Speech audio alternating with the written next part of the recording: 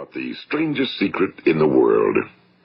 Some years ago, the late Nobel Prize-winning Dr. Albert Schweitzer was being interviewed in London, and a reporter asked him, "Doctor, what's wrong with men today?" And the great doctor was silent a moment, and then he said, "Men simply don't think." It's about this that I want to talk with you. We live today in a golden age. This is an era that man has looked forward to, dreamed of, and worked toward for thousands of years. But since it's here, we pretty well take it for granted. We in America are particularly fortunate to live in the richest land that ever existed on the face of the earth, a land of abundant opportunity for everyone. But do you know what happens? Well, let's take 100 men who start even at the age of 25. Do you have any idea what will happen to those men by the time they're 65? These 100 men who all start even at the age of 25 believe they're going to be successful. If you ask any one of these men if he wanted to be a success, he'd tell you he did. And you'd notice that he was eager toward life, that there was a certain sparkle to his eye, an erectness to his carriage, and life seemed like a pretty interesting adventure to him. But by the time they're 65, 1 will be rich. 4 will be financially independent. 5 will still be working. 54 will be broke. Now think a moment. Out of the 100, only 5 make the grade. Now why do so many fail? What has happened to the sparkle that was there when they were 25? What's become of the dreams, the hopes, the plans? And why is there such a large disparity between what these men intended to do and what they actually accomplished? When we say about 5% achieve success, we have to define success. And here's the best definition I've ever been able to find. Success is the progressive realization of a worthy ideal. If a man is working toward a predetermined goal and knows where he's going, that man is a success. If he's not doing that, he's a failure. Success is the progressive realization of a worthy ideal. Rollo May, the distinguished psychiatrist, wrote a wonderful book called Man's Search for Himself. And in this book he says, the opposite of courage in our society is not cowardice. It is conformity. And there you have the trouble today. It's conformity, people acting like everyone else without knowing why, without knowing where they're going. Now think of it. In America right now, there are over 18 million people 65 years of age and older. And most of them are broke. They're dependent on someone else for life's necessities. Now, we learn to read by the time we're 7. We learn to make a living by the time we're 25. Usually by that time, we're not only making a living, we're supporting a family. And yet by the time we're 65, we haven't learned how to become financially independent in the richest land that has ever been known. Why? We conform. And the trouble is that we're acting like the wrong percentage group, the 95 who don't succeed. Now, why do these people conform? Well, they really don't know. These people believe that their lives are shaped by circumstances, by things that happen to them, by exterior forces. They're outer-directed people. A survey was made one time that covered a lot of men, working men, and these men were asked, "Why do you work? Why do you get up in the morning?" 19 out of 20 had no idea. If you ask them, they'll say, well, everyone goes to work in the morning, and that's the reason they do it, because everyone else is doing it. Now let's get back to our definition of success. Who succeeds? The only person who succeeds is the person who is progressively realizing a worthy ideal. He's the person who says, I'm going to become this, and then begins to work toward that goal. I'll tell you who the successful people are. A success is the school teacher who's teaching school because that's what he or she wants to do. The success is the woman who's a wife and mother because she wanted to become a wife and mother and is doing a good job of it. The success is the man who runs the corner gas station because that was his dream. That's what he wanted to do. The success is the successful salesman who wants to become a top-notch salesman and grow and build with his organization. A success is anyone who is doing deliberately a predetermined job because that's what he decided to do deliberately. But only 1 out of 20 does that. That's why today there isn't really any competition unless we make it for ourselves. Instead of competing, all we have to do is create. You know, for 20 years, I looked for the key which would determine what would happen to a human being. Was there a key I wanted to know which would make the future a promise that we could foretell to a large extent? Was there a key that would guarantee a person's becoming successful if he only knew about it and knew how to use it? Well, there is such a key, and I've found it. Have you ever wondered why so many men work so hard and honestly without ever achieving anything in particular, and others don't seem to work hard and yet seem to get everything? They seem to have the magic touch. You've heard them say that about someone. Everything he touches turns to gold. And have you ever noticed that a man who becomes successful tends to continue to become successful? And on the other hand, have you noticed how a man who's a failure tends to continue to fail? Well, it's because of goals. Some of us have goals, some don't. People with goals succeed because they know where they're going. It's that simple. Think of a ship leaving a harbor, and think of it with the complete voyage mapped out and planned. The captain and crew know exactly where it's going and how long it'll take. It has a definite goal. Now, 9,999 times out of 10,000, it will get to where it started out to get. Now, let's take another ship, just like the first, only let's not put a crew on it or a captain at the helm. Let's give it no aiming point, no goal, no destination. We just start the engines and let it go. I think you'll agree with me that if it gets out of the harbor at all, it will either sink or wind up on some deserted beach, a derelict. It can't go anyplace because it has no destination and no guidance, and it's the same with a human being. Take the salesman, for example. There's no other person in the world today with the future of a good salesman. Selling is the world's highest paid profession, if we're good at it and if we know where we're going. Every company needs top-notch salesmen, and they reward those men. The sky's the limit for them. But how many can you find? Someone once said the human race is fixed, not to prevent the strong from winning, but to prevent the weak from losing. The American economy today can be likened to a convoy in time of war. The entire economy is slowed down to protect its weakest link, just as the convoy had to go at the speed that would permit its slowest vessel to remain in formation. That's why it's so easy to make a living today. It takes no particular brains or talent to make a living and support a family today. So we have a plateau of so-called security, if that's what a person's looking for. But we do have to decide how high above this plateau we want to aim. Now let's get back to the strangest secret in the world, the story that I wanted to tell you today. Why do men with goals succeed in life and men without them fail? Well, let me tell you something which, if you really understand it, will alter your life immediately. If you understand completely what I'm going to tell you from this moment on, your life will never be the same again. You will suddenly find that good luck just seems to be attracted to you. The things you want just seem to fall in line, and from now on you won't have the problems, the worries, the gnawing lump of anxiety that perhaps you've experienced before. Doubt, fear, well, they'll be things of the past.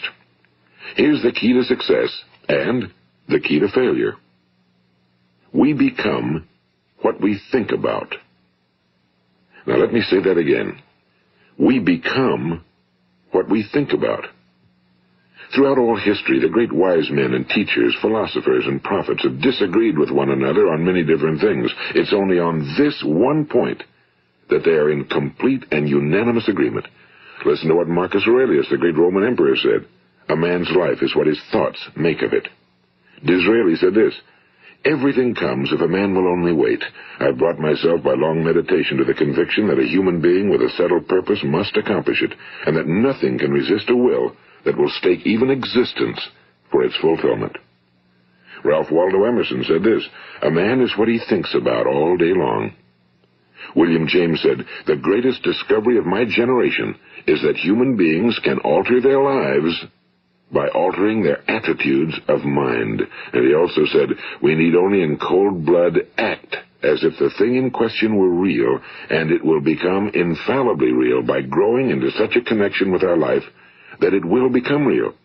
It will become so knit with habit and emotion that our interest in it will be those which characterize belief. And he also said, if you only care enough for a result, you will almost certainly attain it. If you wish to be rich, you will be rich. If you wish to be learned, you will be learned. If you wish to be good, you will be good. Only you must then really wish these things and wish them exclusively, and not wish at the same time 100 other incompatible things just as strongly. In the Bible, you read in Mark 9:23, if thou canst believe, all things are possible to him that believeth. My old friend Dr. Norman Vincent Peale put it this way, this is one of the greatest laws in the universe. Fervently do I wish I had discovered it as a very young man. It dawned upon me much later in life, and I found it to be one of the greatest, if not my greatest discovery outside of my relationship to God. The great law, briefly and simply stated, is that if you think in negative terms, you will get negative results. If you think in positive terms, you will achieve positive results. That is the simple fact, he went on to say, which is at the basis of an astonishing law of prosperity and success. In 3 words, believe and succeed. William Shakespeare put it this way: our doubts are traitors and make us lose the good we oft might win by fearing to attempt. George Bernard Shaw said, people are always blaming their circumstances for what they are. I don't believe in circumstances. The people who get on in this world are the people who get up and look for the circumstances they want, and if they can't find them, make them. Well, it's pretty apparent, isn't it? And every person who discovered this for a while believed that he was the first one to work it out. We become what we think about. Now, it stands to reason that a person who's thinking about a concrete and worthwhile goal is going to reach it, because that's what he's thinking about, and we become what we think about.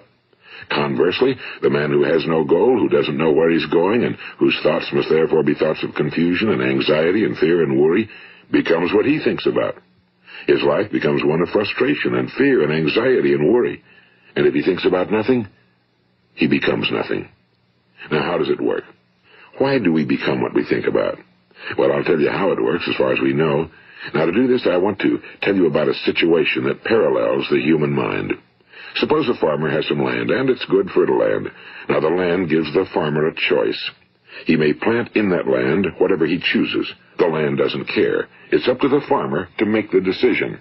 Now, remember, we're comparing the human mind with the land because the mind, like the land, doesn't care what you plant in it. It will return what you plant, but it doesn't care what you plant.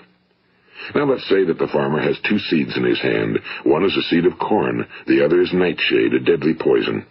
He digs 2 little holes in the earth, and he plants both seeds, one corn, the other nightshade. He covers up the holes, waters, and takes care of the land, and what will happen? Invariably, the land will return what's planted. As it's written in the Bible, as ye sow, so shall ye reap. Now remember, the land doesn't care. It'll return poison in just as wonderful abundance as it will corn. So up come the 2 plants, one corn, one poison. Now, the human mind is far more fertile, far more incredible and mysterious than the land, but it works the same way. It doesn't care what we plant. Success, failure. A concrete, worthwhile goal, or confusion. Misunderstanding, fear, anxiety, and so on. But what we plant, it must return to us. You see, the human mind is the last great unexplored continent on Earth. It contains riches beyond our wildest dreams. It will return anything we want to plant. Now, you might say, well, if that's true, why don't people use their minds more? Well, I think they figured out an answer to that one, too. Our mind comes as standard equipment at birth. It's free, and things that are given to us for nothing we place little value on. Things that we pay money for, we value. The paradox is that exactly the reverse is true. Everything that's really worthwhile in life came to us free. Our minds, our souls, our bodies, our hopes, our dreams, our ambitions, our intelligence, our love of family and children and friends and country, all these priceless possessions are free. But the things that cost us money are actually very cheap and can be replaced at any time. A good man can be completely wiped out and make another fortune. He can do that several times. Even if our home burns down, we can rebuild it. But the things we got for nothing, we can never replace. The human mind isn't used because we take it for granted. Familiarity breeds contempt. It can do any kind of job we assign to it, but generally speaking, we use it for little jobs instead of big, important ones. Universities have proved that most of us are operating on about 10% or less of our abilities. So decide now, what is it you want? Plant your goal in your mind. It's the most important decision you'll ever make in your entire life. What is it you want? Do you want to be an outstanding salesman? A better worker at your particular job? Do you want to go places in your company? In your community? Do you want to get rich? All you've got to do is plant that seed in your mind, care for it, work steadily toward your goal, and it will become a reality. It not only will, there's no way that it cannot. You see, that's a law, like the laws of Sir Isaac Newton, the laws of gravity. If you get on top of a building and jump off, you'll always go down. You'll never go up, and it's the same with all the other laws of nature. They always work. They're inflexible. Think about your goal in a relaxed, positive way. Picture yourself in your mind's eye as having already achieved this goal. See yourself doing the things you will be doing when you've reached your goal.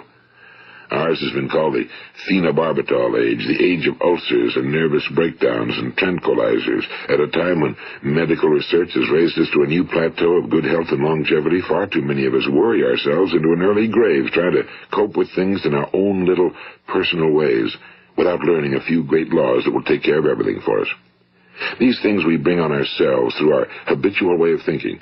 Every one of us is the sum total of his own thoughts. He is where he is because that's exactly where he really wants to be, whether he'll admit that or not.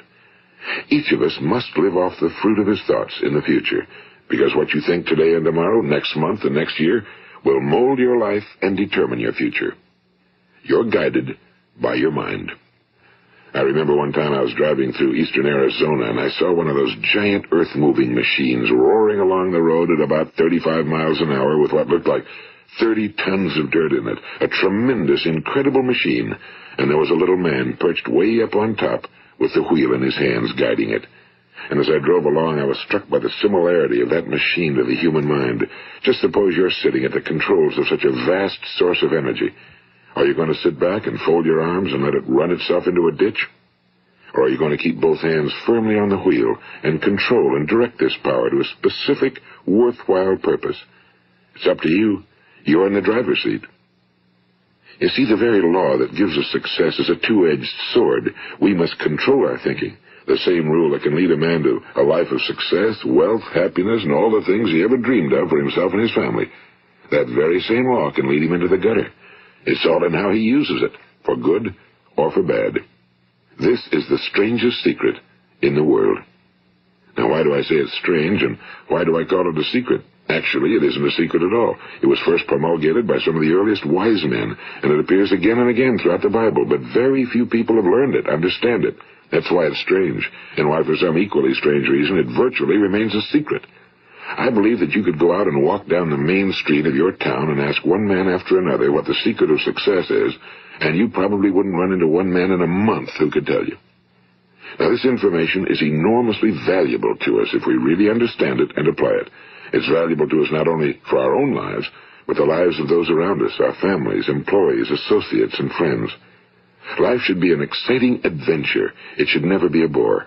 A man should live fully, be alive. He should be glad to get out of bed in the morning. He should be doing a job he likes to do because he does it well. One time I heard Grove Patterson, the great late editor-in-chief of the Toledo Daily Blade, make a speech, and as he concluded his speech, he said something I've never forgotten. He said, "My years in the newspaper business have convinced me of several things. Among them, that people are basically good, and that we came from someplace, and we're going someplace. So we should make our time here an exciting adventure. The architect of the universe didn't build a stairway leading nowhere." And the greatest teacher of all, the carpenter from the plains of Galilee, gave us the secret time and time again. As ye believe, so shall it be done unto you. I've explained the strangest secret in the world and how it works. Now, on this side, I want to explain how you can prove to yourself the enormous returns possible in your own life by putting this secret to a practical test. I want you to make a test that will last 30 days. It isn't going to be easy, but if you'll give it a good try, it will completely change your life for the better. Now, back in the 17th century, Sir Isaac Newton, the English mathematician and natural philosopher, gave us some natural laws of physics which apply as much to human beings as they do to the movement of bodies in the universe. And one of these laws is that for every action, there is an equal and opposite reaction. Simply stated, as it applies to you and me, it means we can achieve nothing without paying the price. The results of your 30-day experiment will be in direct proportion to the effort you put forth. To be a doctor, you must pay the price of long years of difficult study. To be successful in selling, and remember that each of us succeeds to the extent of his ability to sell.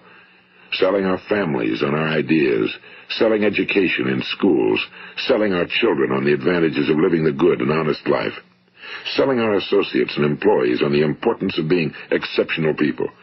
To, of course, the profession of selling itself. But to be successful in selling our way to the good life, we must be willing to pay the price. And what is that price? Well, it's many things. First, it's understanding emotionally, as well as intellectually, that we literally become what we think about, that we must control our thoughts if we're to control our lives. It's understanding fully that as ye sow, so shall ye reap. Second, it's cutting away all fetters from the mind and permitting it to soar as it was divinely designed to do.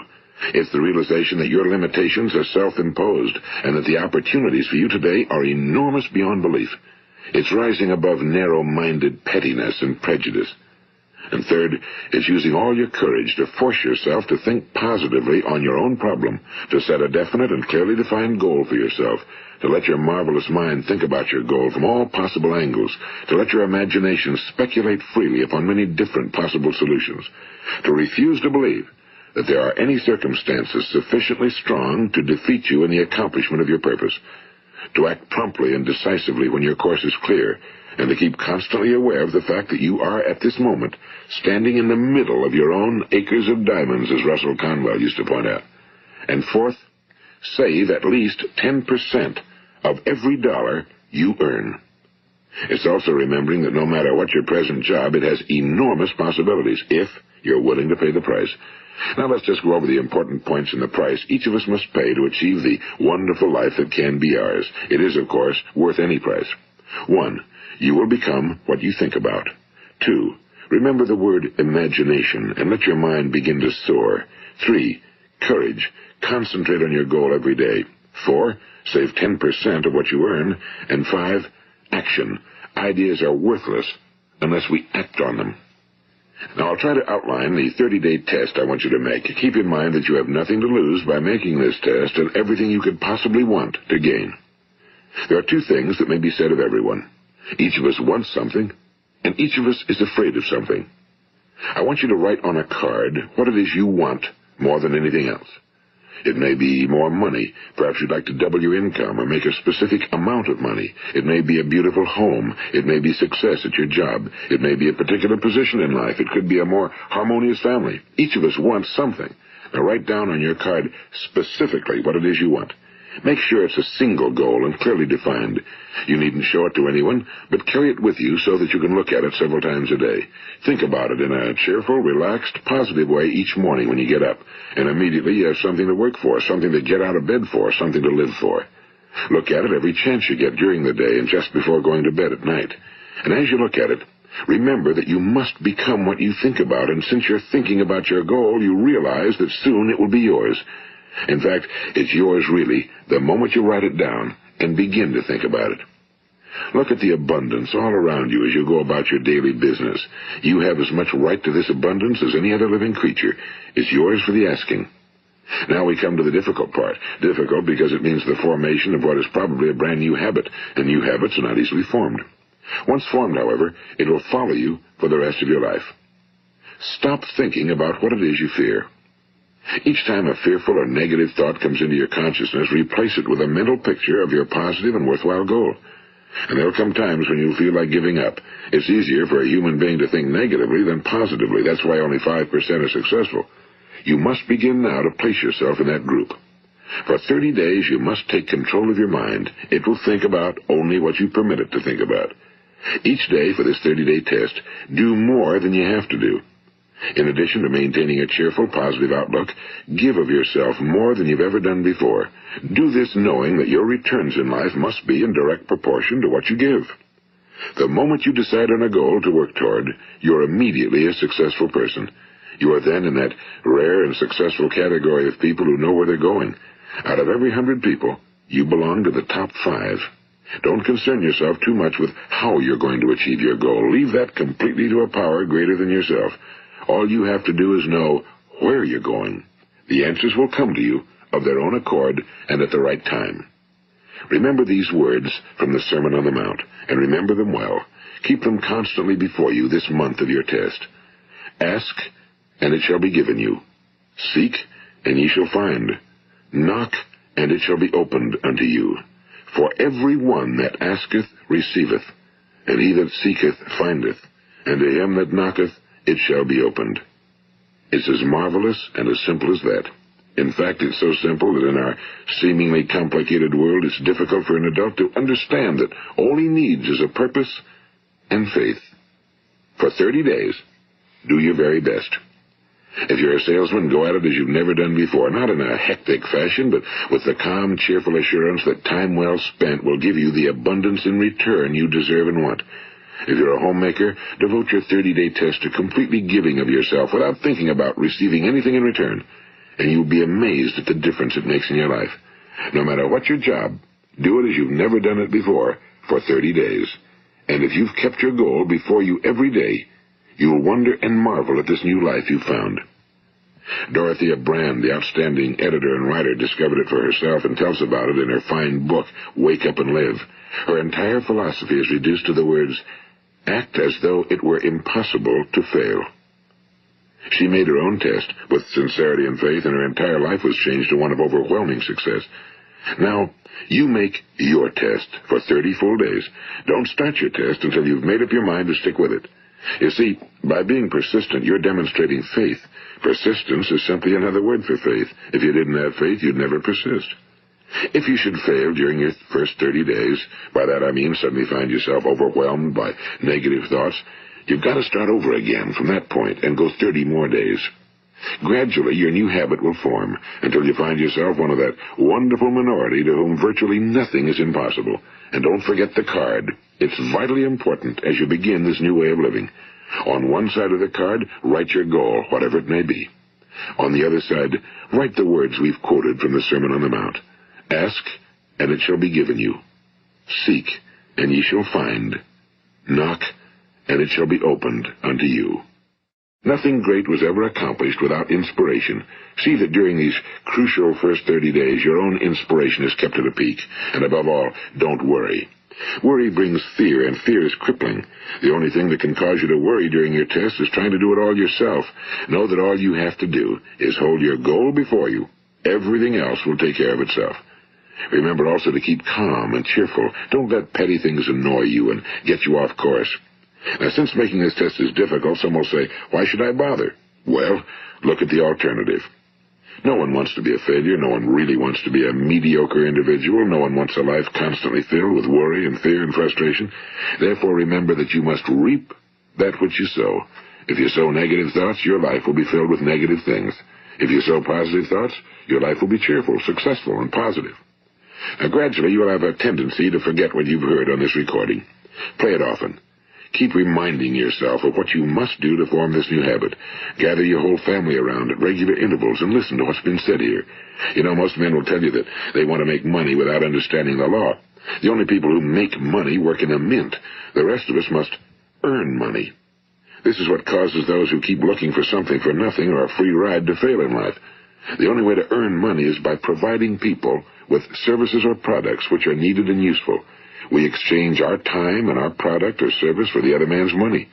Therefore, the law is that our financial return will be in direct proportion to our service.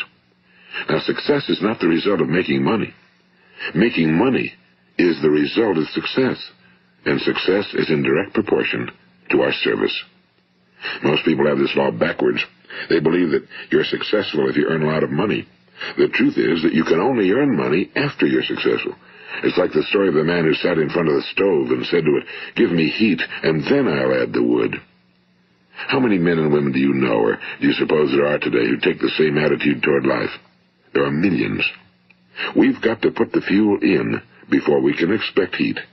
Likewise, we've got to be of service first before we can expect money. Don't concern yourself with the money. Be of service, build, work, dream, create. Do this, and you'll find there's no limit to the prosperity and abundance that will come to you. Prosperity, you know, is founded upon a law of mutual exchange. Any person who contributes to prosperity must prosper in turn himself. Sometimes the return will not come from those you serve, but it must come to you from someplace, because that's the law. For every action, there is an equal and opposite reaction. As you go daily through your 30-day test period, remember that your success will always be measured by the quality and quantity of service you render, and money is a yardstick for measuring this service.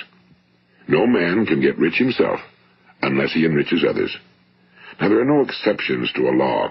You can drive down any street in America and from your car estimate the service that's being rendered by the people living on that street. Had you ever thought of this yardstick before? It's interesting. Some, like ministers and priests and other devoted people, measure their returns in the realm of the spiritual, but again, their returns are equal to their service. Once this law is fully understood, any thinking person can tell his own fortune. If he wants more, he must be of more service to those from whom he receives his return. If he wants less, he has only to reduce his service. This is the price you must pay for what you want. If you believe you can enrich yourself by deluding others, you can end only by deluding yourself. It may take some time, but just as surely as you breathe, you'll get back what you put out. Don't ever make the mistake of thinking you can avert this. It's impossible. The prisons and the streets where the lonely walk are filled with people who tried to make new laws just for themselves. We may avoid the laws of man for a while, but there are greater laws that cannot be broken. An outstanding medical doctor recently pointed out 6 steps that will help you realize success. 1. Set yourself a definite goal. 2. Quit running yourself down. 3. Stop thinking of all the reasons why you cannot be successful and instead think of all the reasons why you can. 4. Trace your attitudes back through your childhood and try to discover where you first got the idea you couldn't be successful, if that's the way you've been thinking. 5. Change the image you have of yourself by writing out a description of the person you would like to be. And 6. Act the part of the successful person you have decided to become. The doctor who wrote those words is a noted West Coast psychiatrist, Dr. David Harold Fink. Do what the experts since the dawn of recorded history have told you you must do. Pay the price by becoming the person you want to become. It's not nearly as difficult as living unsuccessfully. Make your 30-day test, then repeat it again, and each time it will become more a part of you until you'll wonder how you could ever have lived any other way. Live this new way, and the floodgates of abundance will open and pour over you more riches than you may have dreamed existed. Money? Yes, lots of it. But what's more important, you'll have peace. You'll be in that wonderful minority who lead calm, cheerful, successful lives. Start today. You have nothing to lose, but you have a whole life to win. This is Earl Nightingale, and thank you.